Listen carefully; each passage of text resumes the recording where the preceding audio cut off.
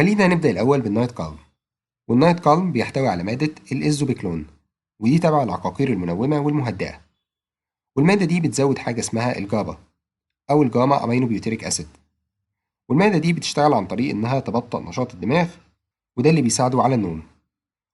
والنايت كالم بينزل بتركيزين، هما الواحد مللي جرام والتلاتة مللي جرام.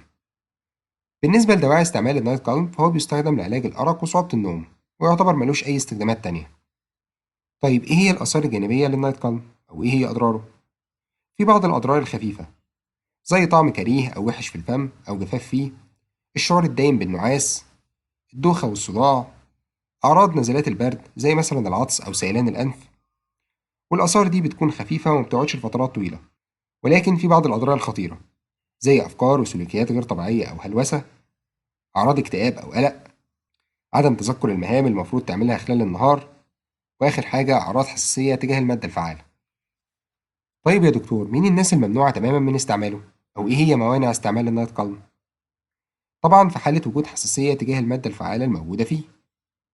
كمان ممنوع استعماله في الأطفال والمراهقين أقل من 18 سنة، ويفضل طبعا تجنبه في الحمل والرضاعة لأن أضراره هتكون أكتر من فوائده. كمان لو مريض ضغط عالي هياخده فلازم ياخد باله إن النايت كالم هيهدي من معدل ضربات القلب وهيخفف من ضغط الدم. طيب إيه هي جرعة النايت كالم أو طريقة استعماله؟ طبعا الجرعة بتكون من عمر 18 سنة حتى عمر 64 سنة، وجرعة البداية بتكون قرص بتركيز 1 مللي جرام قبل النوم مباشرة، وممكن الدكتور يزود الجرعة ل 2 مللي جرام أو حتى 3 مللي جرام قبل النوم. وخد بالك إنه أقصى جرعة تتاخد هي 3 مللي جرام يوميا. أما بقى بالنسبة للناس اللي عندها مشاكل في الكبد أو أكبر من 65 سنة فالجرعة ما ينفعش تزيد عن 2 مللي جرام يوميا قبل النوم.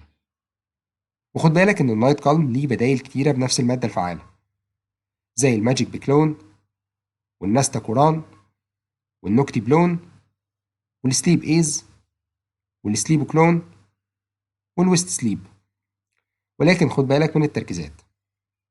وقبل ما نروح للصنف التاني فلازم تعرف إن النايت كالم ما ينفعش توقفه فجأة، لأنك هتعاني من أعراض انسحاب زي القلق، الأحلام الغريبة، الشعور بالغثيان، اضطرابات في المعدة. وعشان توقفه لازم يقف بالتدريج مش مرة واحدة.